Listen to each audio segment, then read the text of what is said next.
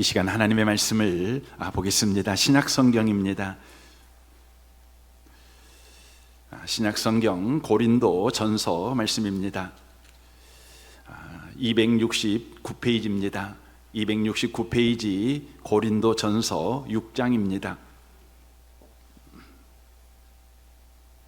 고린도 전서 6장 12절 말씀부터 20절까지 말씀을 보겠습니다. 12절부터 20절까지입니다. 기록된 말씀을 같은 목소리로 읽으실 때 하나님의 음성을 듣는 복된 시간 되시길 바랍니다. 읽겠습니다. 모든 것이 내게 가하나 다 유익한 것이 아니요 모든 것이 내게 가하나 내가 무엇이든지 얽매이지 아니하리라. 음식은 배를 위하여 있고 배는 음식을 위하여 있으나 하나님은 이것저것을 다 패하시리라. 몸은 음란을 위하여 있지 않고 오직 주를 위하여 있으며 주는 몸을 위하여 계시느니라. 하나님이 주를 다시 살리셨고 또한 그의 권능으로 우리를 다시 살리시리라. 너희 몸이 그리스도의 지체인 줄을 알지 못하느냐? 내가 그리스도의 지체를 가지고 창녀의 지체를 만들겠느냐? 결코 그럴 수 없으리라. 창녀와 합하는 자는 그와 한 몸인 줄을 알지 못하느냐? 일렀으되 둘이 한 육체가 된다 하셨나니 주와 합하는 자는 한 영이니라. 음행을 피하라. 사람이 범하는 죄마다 몸 밖에 있거니와 음행하는 자는 자기 몸의 죄를 범하느니라. 너희 몸은 너희가 그리스도 하나님께로부터 받은 바 너희 가운데 계신 성령의 전인 줄을 알지 못하느냐? 너희는 너희 자신의 것이 아니라 값으로 산 것이 되었으니 그런즉 너희 몸으로 하나님께 영광을 돌리라. 아멘. 아멘. 함께 예배하는 모든 분들 가운데 이 말씀의 축복이 함께 하시기를 주님의 이름으로 축원합니다. 읽은 이 말씀에 의지해서 몸의 가치라는 제목으로 몸에 관한 하나님의 말씀을 전하겠습니다. 오늘 본문을 보면 고린도 성도들이 몸을 사용하는데 음행하는 일에 사용하고 있다고 바울은 지적하고 있습니다. 15절입니다. 너희 몸이 그리스도의 지체인 줄을 알지 못하느냐? 내가 그리스도의 지체를 가지고 창녀의 지체를 만들겠느냐? 결코 그럴 수 없느니라 라고 말합니다. 구원을 받았다는 것은 우리가 그리스도의 몸이 되었고 성령의 전이 되었다는 것입니다. 그럼에도 불구하고 고린도 성도들은 성령의 전이며 그리스도의 몸인 이 성도의 몸을 가지고 음행하는 일을 바로 저질렀다고 하는 것입니다. 왜 음행하는 일을 고린도 성도들은 저질렀을까요? 바로 그 이유는 그들이 성령을 쫓아 행하지 아니하고 육신을 따라 행했기 때문이라는 것이죠. 성령을 따라 행한다는 것은 하나님의 말씀의 도를 따라 행한다는 것을 의미하고, 육신을 쫓아 살아간다는 것은 바로 세상을 쫓아 살아간다는 것을 의미하는 것입니다. 고린도 성도들은 말씀을 따라 살아가지 아니하고 세상을 따라 살아갔다는 것입니다. 고린도 지역의 당시에 그 지역에 가장 영향력을 끼치는 두 가지 사상이 있었습니다. 그 사상에 고린도 교회가 영향을 받았다는 것입니다. 그 두 가지 사상은 바로 영지주의와 에피쿠루스 철학입니다. 먼저 영지주의를 말씀드리면, 영지주의의 골자는 선한 신의 창조물은 영혼이고 악한 신의 창조물은 육체라고 그들은 보았습니다. 그러므로 처음부터 영혼은 선하지만 몸은 악하다는 것입니다. 그런데 영혼이 몸에 갇혀 고통받고 있다는 것입니다. 몸을 영혼의 감옥으로 여겼다는 것입니다. 그러므로 영지주의에서 구원은 영혼이 몸이라는 감옥에서 해방되어 자유하는 것입니다. 그러므로 이 구원 안에는 영혼이 포함되어 있지만 애당초 몸은 해당 사항이 없는 것입니다. 몸은 영혼을 괴롭히고 마침내 죽으면 썩어 없어질 멸망당할 고깃덩어리쯤으로 여겼다는 것입니다. 따라서 몸에 어떤 선한 일을 행하든지 간에 그것은 무의미한 일이라고 그들은 여겼습니다. 그런 까닭에 영주주의자들은 아무런 죄의식이 없이 몸을 죄에 방림하면서 살았던 것입니다. 그래서 영지주의자들을 우리는 도덕 폐기론자들이다 이렇게 말합니다. 우리 기독교 안에 영지주의의 영향을 받은 공동체가 있습니다. 그것이 바로 구원파들입니다. 또 하나의 사상이 에피쿠루스 철학입니다. 이 철학을 만든 에피쿠루스는 인간이 누군가를 이렇게 설명합니다. 인간은 철저하게 물질의 결합이다 이렇게 보았습니다. 원소들의 결합에 지나지 않는다는 것입니다. 그러므로 인간의 삶은 물질의 의미 없는 결합이며 죽음은 의미 없는 물질의 해체라고 그는 주장했습니다. 바로 인간은 의미 없이 왔다가 가는 하찮은 존재라고 하는 것입니다. 그런데 인간들은 착각해서 이런 하찮은 물질의 결합과 해체에 불과한 인간들이 무슨 대단한 존재나 되는 것이냐, 삶에서 목적과 의미와 가치를 바로 찾아 가지려고 하기 때문에 고통받는 삶을 살아가게 되었다 이렇게 말합니다. 그러므로 거기에서 벗어나는 것은 인생에서 의미와 가치를 찾아서 가지려고 하지 말고 하루하루를 그냥 즐기며 살아라. 너는 죽으면 네 몸을 구성하고 있던 이 물체 곧 온소가 해체되는 것에 불과해. 너는 소멸되어 버리는 것에 불과한 존재야. 소멸되어 버린 존재가 무슨 인생의 의미와 가치를 찾을 필요가 있겠어? 그냥 매일매일 즐겨, 매일매일 쾌락을 추구해, 이렇게 주장한 것입니다. 그러므로 에피쿠루스 철학을 쫓아가는 사람들은 쾌락을 추구하는 것에 대해 전혀 양심의 가책을 느낄 필요가 없었습니다. 도리어 쾌락을 추구하는 것이야말로 삶의 두려움과 고통을 이기는 유일한 방법으로 그들은 여겼던 것입니다. 고린도 교회에 이 영지주의와 에피쿠루스 철학이 흘러들어온 것입니다. 그리하여 그들은 이 세 가지로 똘똘 뭉쳐 몸을 없인 여겼습니다. 세 가지가 뭡니까? 예수로 구원받았다는 안심과 바로 영지주의의 이율론과 에피쿠루스 철학의 쾌락주의로 그들은 딱 삼위일체가 되어버린 겁니다. 따라서 고린도 성도들은 영혼과 정신은 귀하지만 몸은 아무짝에도 쓸모없다는 생각에 사로잡혔습니다. 몸으로 무슨 짓을 하든지 내 영혼만 구원받았으면 돼, 내 정신만 옳은 정신을 가지고 살면 돼, 거룩하면 돼, 또 내 소원만 거룩하면 돼 라고 생각했습니다. 그리하여 몸을 더러운 삶에 내던지는, 몸을 방림하는 삶을 그들이 바로 살아갔던 것입니다. 고린도 교회가 바로 영지주의와 에피쿠루스 철학을 그들이 영향을 받았던 것 같이, 이것은 그 당시에 고린도 교회만 받은 영향이 아니라 벌써 2000년의 시간이 흘렸지만 2000년 시간 내내 바로 인간의 삶에, 그리스도인의 삶에 영향을 끼쳐온 사상이 되어버린 것입니다.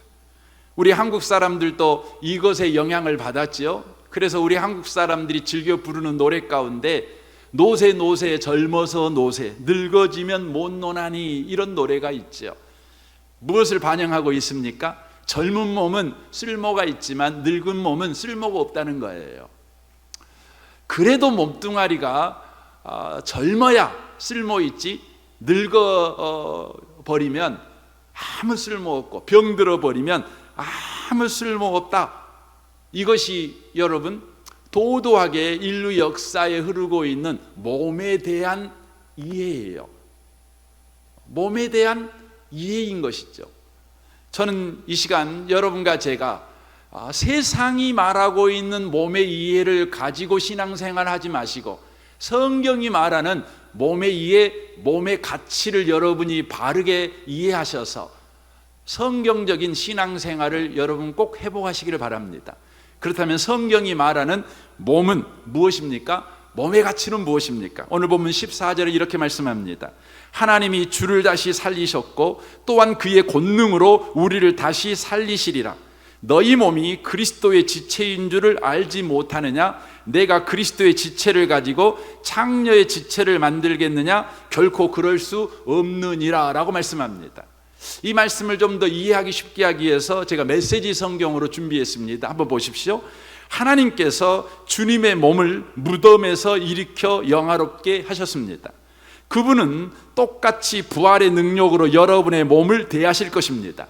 그때까지 여러분의 몸이 주님의 몸과 똑같이 존귀하게 지어졌음을 기억하십시오. 그때까지 여러분의 몸이 주님의 몸과 똑같이 존귀하게 지어졌음을 기억하십시오. 여러분은 주님의 몸을 매음굴로 끌고 갈 작정이십니까? 라고 말합니다. 성경이 말하는 믿는 자들의 몸은 어떤 가치를 가졌냐면 예수님의 몸과 같은 가치를 가졌다는 것입니다. 예수님의 몸과 똑같이 존귀한 몸이 바로 구원받은 예수 믿는 자들의 몸이라는 것입니다. 왜냐하면 예수님께서 부활하셨는데 영으로만 부활하신 것이 아니라 몸으로 부활하셨습니다. 그러므로 예수와 연합된 저와 여러분도 몸으로 부활하게 될 것입니다. 우리의 몸은 죽으면 썩어 없어질, 멸망당할 고깃덩어리에 불과한 것이 아니라 예수님이 영화로운 몸으로 부활하신 것 같이 저와 여러분의 몸도 영화로운 몸으로 부활하게 될 거라는 것입니다. 그래서 고린도전서 15장 51절은 이렇게 증언합니다. 보라, 내가 너희에게 비밀을 말하노니 너희가 다 잠잘 것이 아니요 마지막 나팔의 순식간에 호련히 다 변화되리니 나팔 소리가 나매 죽은 자들이 썩지 아니할 것으로 다시 살아나고 우리도 변화되리라. 이 썩을 것이 반드시 썩지 아니할 것을 잊겠고 이 썩을 것이 썩어 없어짐으로 끝장나는 고깃덩어리가 아니라 분명히 죽으면 썩게 되겠지만 그것이 믿는 자들의 몸의 끝이 아니라는 것입니다. 믿는 자들의 몸의 끝은 뭡니까? 썩지 아니함을 입을 거라는 것입니다. 이 죽을 것이 죽지 아니함을 입는다는 것입니다. 사망을 삼키고 이기리라고 기록된 말씀이 이루어지리라. 어디에서요? 우리 몸에서요. 우리 영혼에서만 이 일이 일어나는 것이 아니라 우리의 몸에서 이 일이 일어납니다. 그래서 우리 몸이 이것을 사망을 이렇게 꾸짖습니다. 사망아, 너의 승리가 어디 있느냐? 사망아, 내가 쏘는 것이 어디 있느냐? 사망이 쏘는 것은 죄요, 죄의 권능은 율법이라. 우리 주 예수 그리스도로 말미암아 우리에게 승리를 주신 하나님께 감사하노니 우리 무엇이 승리를 여러분 받은 겁니까? 우리의 몸이요. 여러분, 우리의 몸은 패배한 몸이 아니에요. 늙어가고 병들어가고 죽을 몸이라 그래서, 망해버릴 몸이라 그래서 망해버릴 자가 아니에요. 패자가 아니에요. 우리 몸은 승리할 몸이에요. 그래서 뭐라고 말합니까? 그러므로 내 사랑하는 형제들아, 견실하며 흔들리지 말고 항상 주의 일에 더욱 힘쓰는 자들이 되라. 뭐 갖고 더욱 힘쓰라는 말입니까? 생각으로요? 아니에요. 몸으로 주의 일에 힘쓰는 자가 되라는 거예요. 여러분과 제가 예배를 머리로 드리면 안 되죠. 몸으로 예배 드려야 되지요. 여러분, 교회 봉사를 머리로 하면 안 되지요. 생각으로 하면 안 되지요. 몸으로 해야 되지요. 왜 몸으로 해야 되는 겁니까? 이 몸이 죽어서 썩어 없어질 몸, 고깃덩어리에 불과한 몸이라면, 또 지옥에 던져질 몸이라면, 다만 우리의 영혼만 구원받은 몸이라면 여러분, 몸 갖고 예배하면 안 되지. 어떻게 썩어 없어질 몸으로 하나님께 영광을 돌립니까?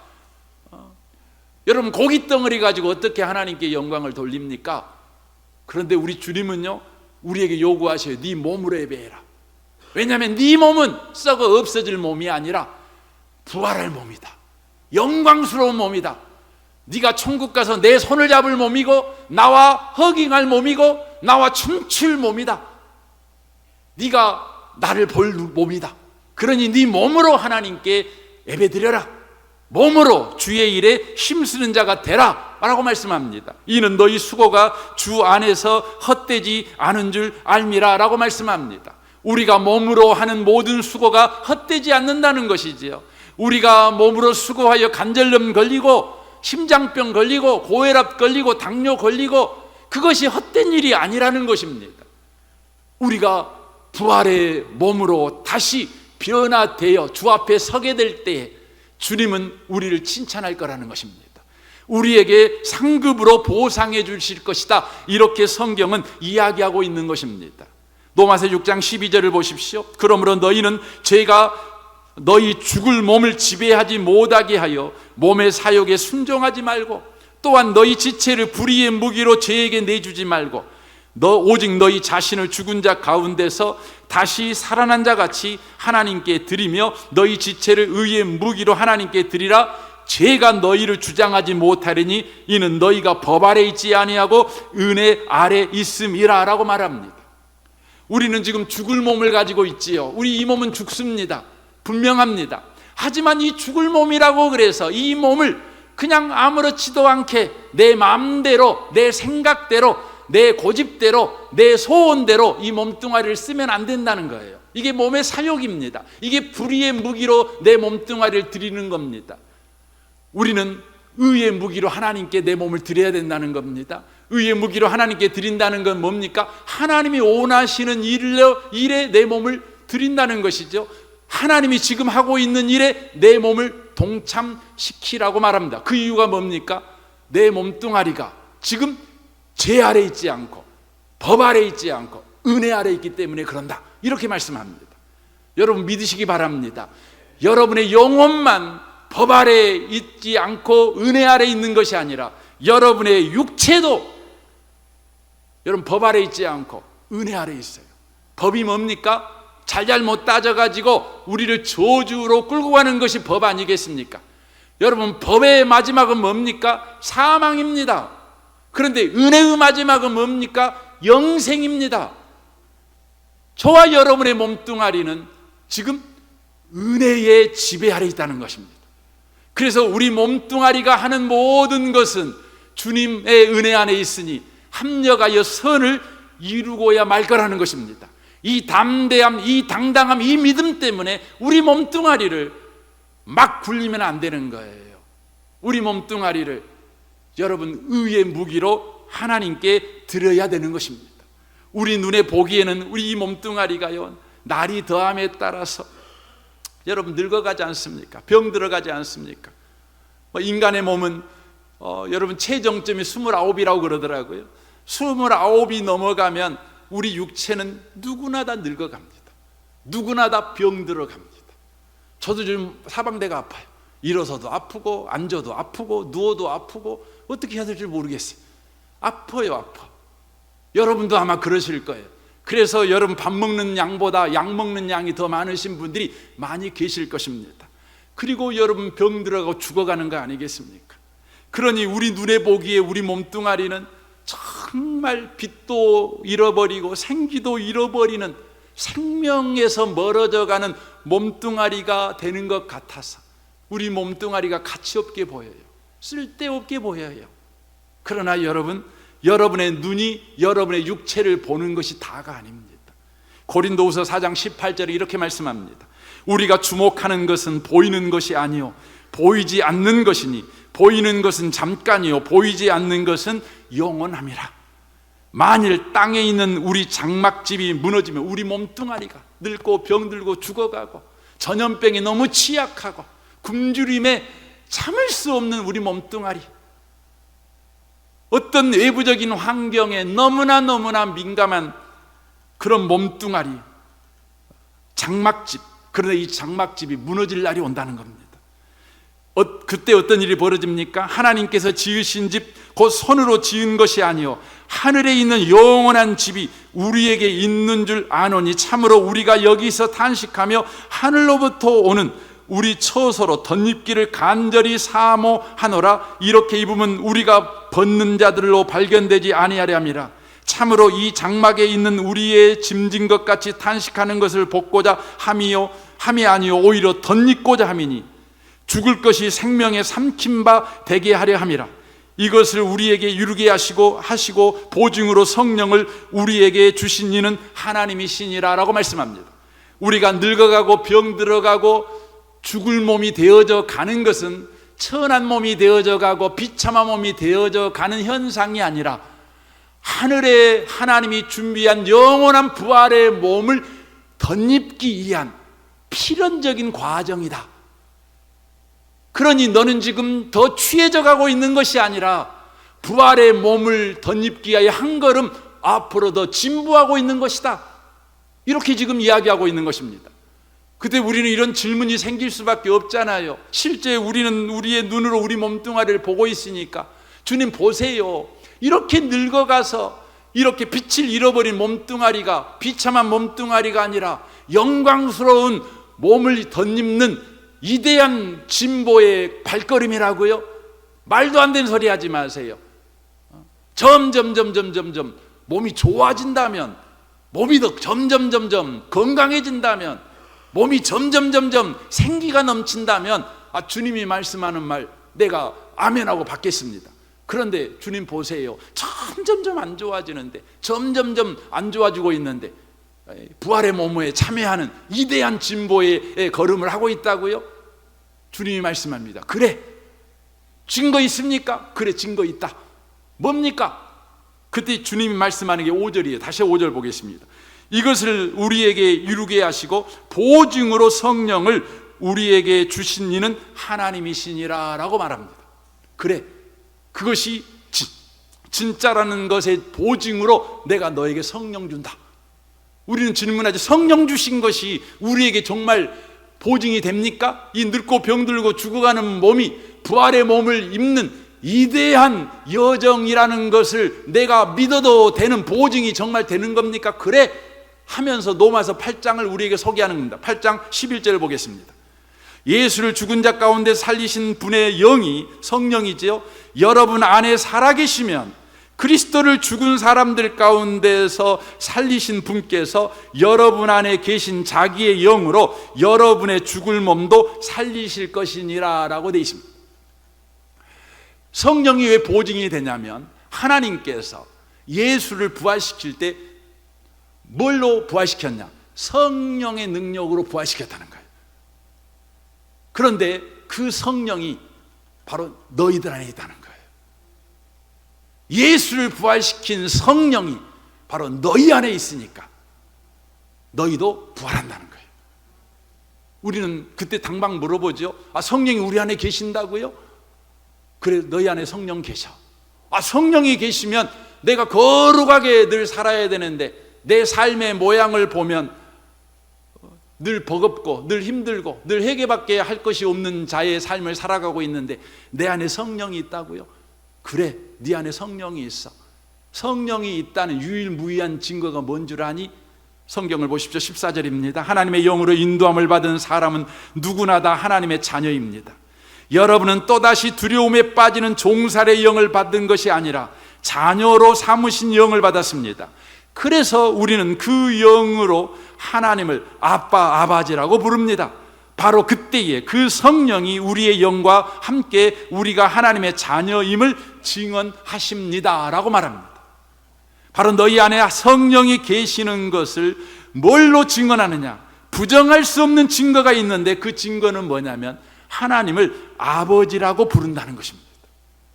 성령이 없으면 하나님을 아버지라고 부르는 일은 불가능합니다. 지금 여기에 앉아 계신 여러분들이 만약 하나님을 거리낌 없이 자연스럽게 아버지라고 부른다면 여러분 안에 성령이 계십니다. 만약 여러분이 거리낌 없이 자연스럽게 하나님을 아버지라고 부르지 못한다면 죄송하지만 여러분 안에 성령이 계시지 않는 겁니다. 여러분은 구원받은 하나님의 백성이 아니에요. 구원받은 하나님의 백성은 도덕적이고 윤리적으로 살아야 됨에도 불구하고 그렇게 살 수 없을 수도 있어요. 하지만 이것 한 가지만은 부정할 수 없어요. 뭘 부정할 수 없죠? 하나님이 아버지라는 것. 하나님이 아버지라는 것.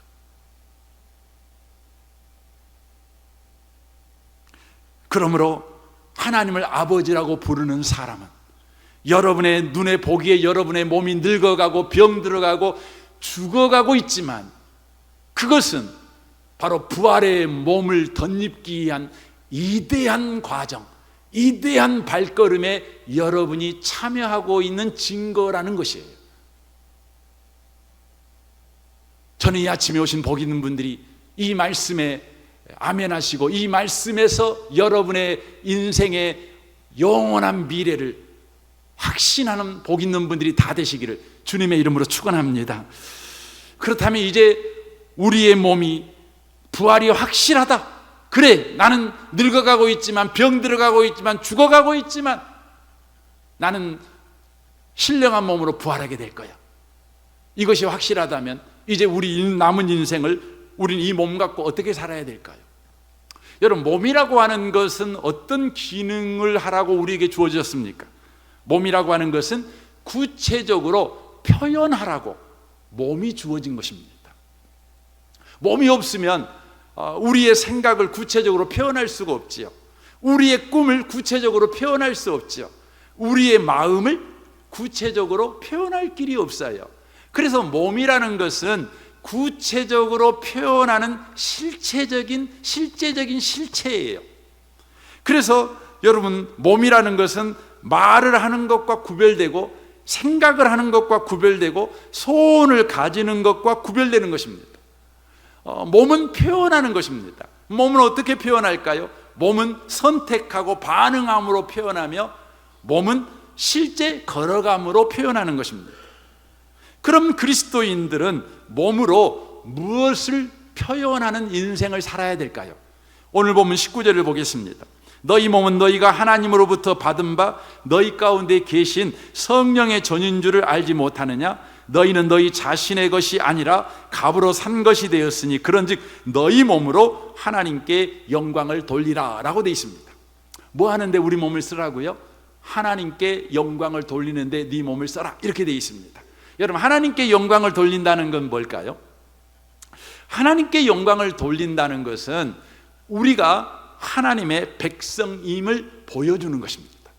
이게 하나님께 영광이에요. 여러분, 남편들은 아내의 영광을 위해 살아야 돼요.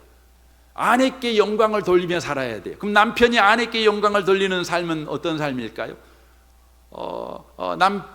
돈 벌어갖고 돈 갖다 주고 예쁜 옷 입혀주고 뭐 이런 걸까요? 뭐 그런 것일 수 있죠. 하지만 그것은 아주 미약한 것입니다. 본질은 뭡니까? 남편이 아내의 영광을 위해 사는 것은 바로 내 안에 내 아내가 있다, 이것을 보여주며 사는 거예요. 나는 아내가 있는 사람이다, 이걸 보여주고 사는 것이 여러분, 남편이 아내에게 영광을 돌리는 삶이에요. 여러분, 아내도 남편께 영광을 돌려야죠. 어떻게 사는 것입니까? 바로 내 안에 남편이 있다, 나는 저 남자의 아내다, 이걸 보여주고 사는 것입니다. 유혹이 많은 세상이잖아요. 유혹 많은 세상에서 어떻게 우리는 영광 돌리는 삶을 살아갈 수 있습니까? 나는 저 남자의 아내다, 나는 저 여자의 남편이다, 이것을 보여주는 거죠. 나는 하나님의 자녀다, 나는 하나님의 백성이다, 이것을 바로 세상 속에서 보여주며 사는 것이에요. 이게 뭐예요? 하나님께 영광인 것이죠. 이를 위해서는 저와 여러분이 하나님의 백성이 누군가 이걸 알아야지요. 그래야 하나님의 백성이 이 백성으로서 몸으로 표현하며 살아갈 수 있는 것 아니겠습니까? 그럼 하나님의 백성이 누굴까요? 오늘 본문 12절을 보십시오. 모든 것이 내게 가하나 다 유익한 것이 아니요 모든 것이 내게 가하나 내가 무엇에든지 얽매이지 아니하리라 라고 말합니다. 여기에 이 본문 말씀에 의거해서 종교개혁자 마틴 루터는 하나님의 백성인 그리스도인이 누구인가를 이렇게 두 가지로 정의를 내립니다. 첫 번째는 한번 보십시오. 같이 한번 읽어볼까요? 그리스도인은 더할 수 없이 자유로운 만물의 주이며 아무에게도 예속되지 않는다. 둘째는 그리스도인은 더할 수 없이 영광스러운 만물의 종이며 모든 사람에게 예속한다는 것이다. 그러니까 하나님의 백성인 그리스도인은 누구인가? 바로 두 가지 상반된 정체성을 한 몸에 가진 자라는 것입니다. 바로 왕이자 종인 자가 그리스도인이라는 거예요. 그래서 예수 믿는 사람들은 이 몸을 가지고 나는 하나님 때문에 왕된 자요, 나는 하나님 때문에 종된 자라는 것을 표현하는 삶을 살아가는 것입니다. 왕이라는 건 어떤 의미입니까? 나는 율법과 죄와 죽음에 매이지 않는 왕 같은 자유인이다. 이걸 몸으로 표현하는 거죠. 더 나아가서 그 자유를 자신을 위해 쓰지 않고 다른 사람을 위해 쓰는 종이라는 것을 내 몸으로 표현하는 것입니다. 모든 것이 가능한 왕이지만 모든 사람에게 사랑으로 매여 있는 종이라는 것을 바로 우리 몸으로 표현하는 것이에요. 이게 바로 부활할 몸인 그리스도인들이 이 몸으로 표현해야 될 인생살이라는 것입니다. 바울 사도는 자기의 삶을 예로 이렇게 소개합니다. 고린도전서 9장 19절입니다. 내가 모든 사람에게 자유로우나 스스로 모든 사람에게 종이 된 것은 더 많은 사람을 얻고자 함이라. 바울 사도는 자기 자신의 정체성을 분명하게 말합니다. 나는 왕 같은 자유인이며 나는 또한 종이다. 모든 사람의 종이다. 이렇게 표현을 합니다. 그 이유가 뭡니까?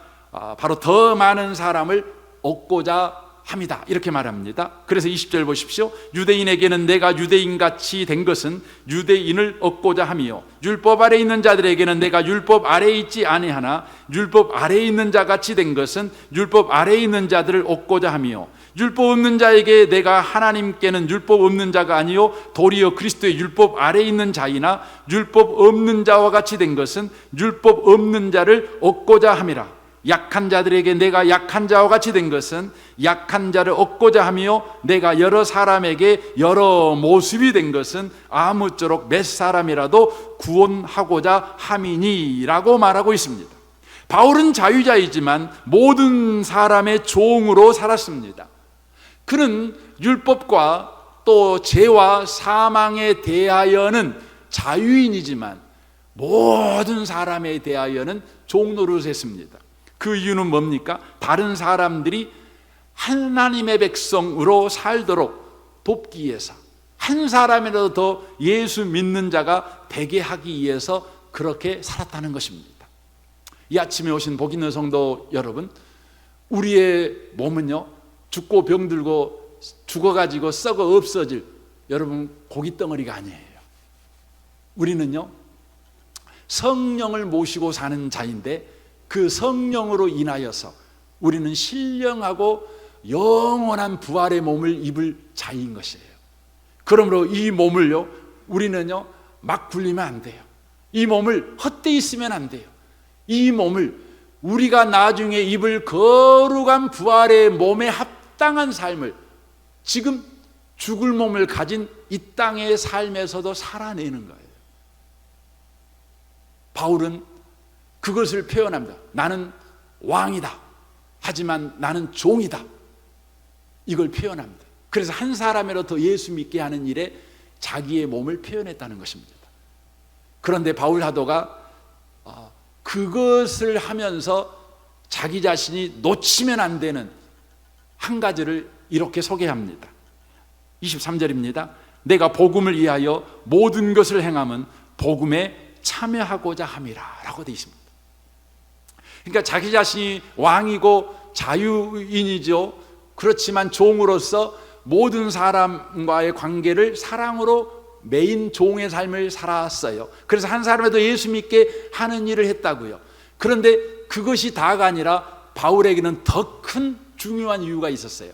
그 중요한 이유가 뭐였냐면 다른 사람을 예수 믿게 하고 자기 자신도 늘 예수 믿는 자의 삶을 살아가기 위해서였다는 거예요. 여러분, 우리가 삶을 살아가다 보면 우리 몸을 가지고 선한 일을 막 이렇게 하잖아요. 선한 일을 이렇게 하죠. 다른 사람한테 선한 일을 막 베풀고 이렇게 살아가잖아요.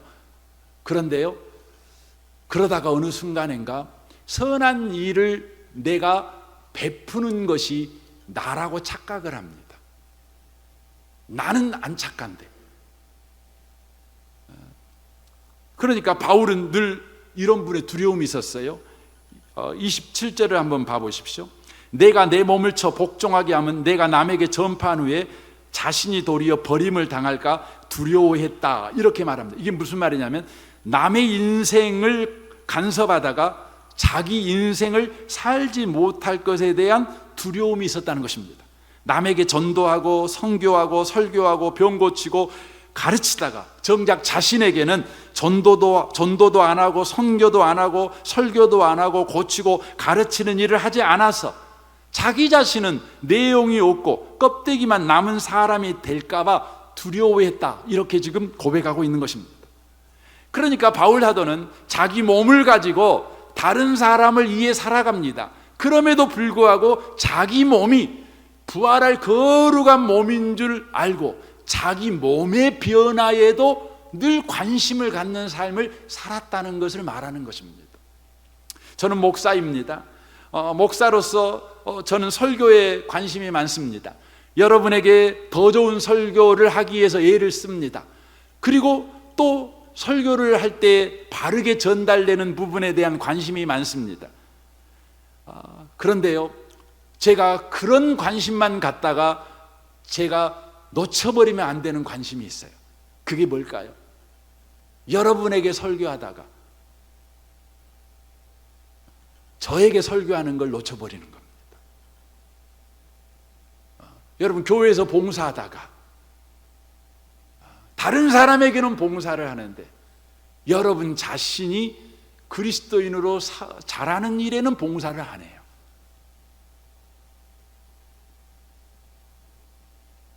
다른 사람을 전도하는 일이 자기 자신도 전도하는 일이 되어야 된다는 것입니다. 남을 위해서 하는 그것이 자신을 변화시키는 일이 되어야 된다는 것입니다. 자신의 변화가 없는 남을 향한 헌신은 종교적인 헌신이지 신앙생활은 아니라는 것입니다. 자기가 할 일을 교묘하게 다른 사람을 섬기는 일로 바로 핑계대기 때문에 그렇습니다. 자기의 삶을 살지 않습니다. 그리스도인들은 그래서 늘 염두에 둬야 합니다. 그리고 점검해야 합니다. 이 몸을 가지고 다른 사람을 위해 헌신하고 있는 것 잘하는 일이지만 헌신할 때 내 몸은 지금 거룩하게 변화되는 일에 내가 관심을 가지고 지속적으로 말씀을 전해주고 있고 나에게 전도하고 있고 나에게 선교하고 있고 나에게 또 고치는 일을 계속해서 하고 있는가, 이것을 점검해 보라는 것입니다. 결론적으로 말씀을 드리겠습니다. 여러분과 저의 몸은요, 죽고 병들고 죽어서 썩어버릴 고깃덩어리가 아닙니다. 우리의 몸은 예수께서 십자가에 죽으실 때 함께 죽은 몸이요, 예수께서 부활하실 때 함께 부활한 몸입니다. 우리는 장차 실제적으로 그 부활에 참여하게 될 것입니다. 그러므로 이 땅에 남은 삶을 살아갈 때 이 병든 몸, 죽을 몸, 또 늙어가는 이 몸뚱아리를 가지고 어야태야 여러분의 몸을 저주하고 여러분의 몸에 핑계대고 여러분의 몸을 거칠게 대하고 여러분의 몸을 학대하지 말고 여러분의 몸을 존귀하고 보배롭게 대하십시오. 그리고 부활할 자같이 여러분의 몸을 쓰십시오. 그리고 부활할 자같이 여러분의 몸을 가꾸십시오. 이 은혜 속에 다 참여하는 모든 성도 다 되시기를 주님의 이름으로 축원합니다. 아멘. 우리 시간 같이 한번 기도하기를 원합니다. 죽으면 썩을 삭신하며 우리는 우리 몸을 막습니다. 아닙니다. 죽으면 썩을 삭신이 아닙니다. 우리는 부활의 몸을 입을 몸입니다. 그러므로 우리 몸을요, 부활의 몸을 입을 그 영광스러운 바로 삶으로 우리 몸을 드려야 합니다. 주님, 이 시간 나를 성령으로 충만케 하셔서 내 몸에 계신 성령께서 계속해서 내 몸을 부활의 몸에 참여할 몸인 것을 가르쳐 주시고, 그리하여 우리 몸을 하나님의 영광을 드러내는 일에 쓰는 우리 몸이 되게 해 주옵소서. 남을 섬기는 몸이 되게 하시고, 더 나아가 남을 섬기만 하지 않고 내 자신이 거룩해지는 몸으로 내 몸을 또한 섬기는 자가 되게 해 주옵소서. 이 시간 우리 같이 한번 통성으로 기도하기를 원합니다. 기도하겠습니다. 오 하나님,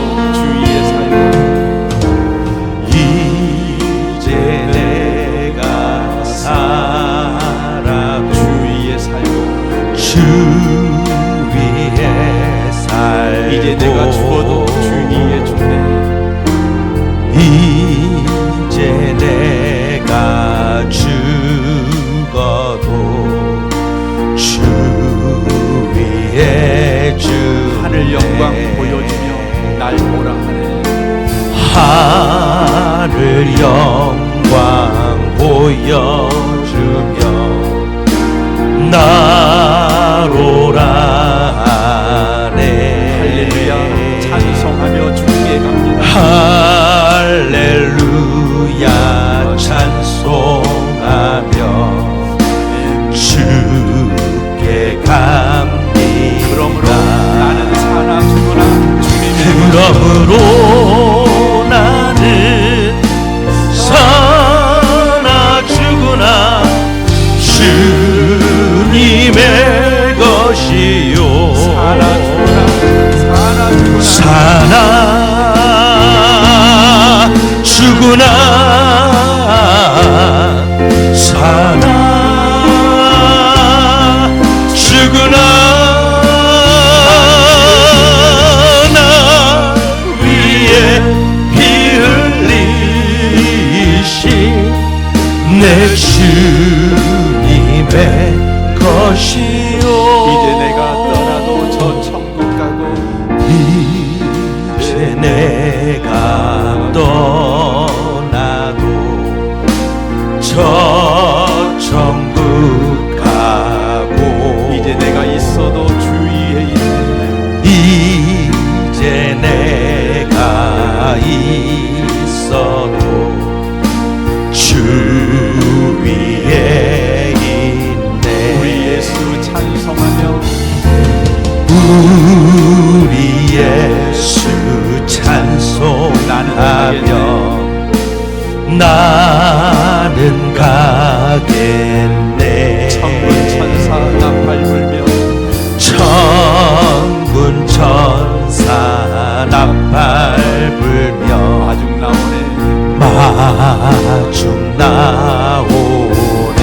그러므로 나는 사나 죽으나 그러므로 나는 사나 죽으나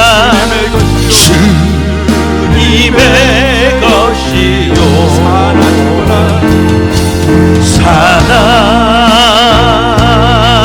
죽으나 사나 죽으나 사나 죽으나 날 위해 피 흘리신 내 주님의 것이요. 주님, 우리 몸은 늙으면 그만이고 병들면 그만이고 죽으면 그만인 고기 덩어리가 아닙니다. 무덤에서 썩어 없어지는 허망한 몸뚱아리가 아닙니다. 우리 주님 부활하셨습니다. 나도 부활할 것입니다. 이제 우리는 그 부활의 약속에 들어가 있는 몸뚱아리를 가진 자들입니다. 이것이 틀림없습니다. 우리 안에 성령이 보증하십니다. 아바 아버지라고 우리를 부르게 하신 성령, 그 성령이 예수를 부활시킨 주님의 영이십니다. 그러므로 우리도 부활하게 될 것입니다. 다만 늙어버리고 죽어버리고 썩어버리는 자가 아닙니다. 영광스러운 부활에 참여하게 될 것입니다. 그러므로 우리 몸뚱아리를 이제 막 쓰지 않기를 원합니다. 내가 먹고 싶은 것 막 먹고 내가 하고 싶은 것 막 하고 그렇게 취하고 그렇게 허무하게 우리 몸뚱아리를 쓰지 않기를 원합니다. 영광스러운 몸이 될 것이니 영광스럽게 쓰기를 원합니다. 사랑하는 일에 쓰기를 원합니다. 소망을 주는 일에 쓰기를 원합니다. 살리는 일에 쓰기를 원합니다. 주님, 우리 눈이 늘 우리의 병든 몸을 보고 늙어가는 몸을 보고 죽어가는 몸을 보며 낙심하오니 주여 날마다 영안이 열려 보이지 않는 것을 보도록 성령 충만 주옵소서. 그래서 몸을 바르게 쓰는 자 되게 하여 주옵소서. 이 시간 헌금합니다. 헌금하는 모든 손길을 주님 축복하시고 저들의 헌금하는 시간이 모든 물질의 주인이 하나님인 것을 고백하는 신앙 고백의 시간인 것을 확인하게 하여 주옵소서. 그리하여 주님이 물질의 주인이시며 물질의 공급자이심을 고백할 때마다 더 부어주시는 주님 때문에 우리의 신앙 고백이 더욱 굳세지게 해 주옵소서. 주님을 찬양합니다. 예수님의 이름으로 기도합니다. 아멘.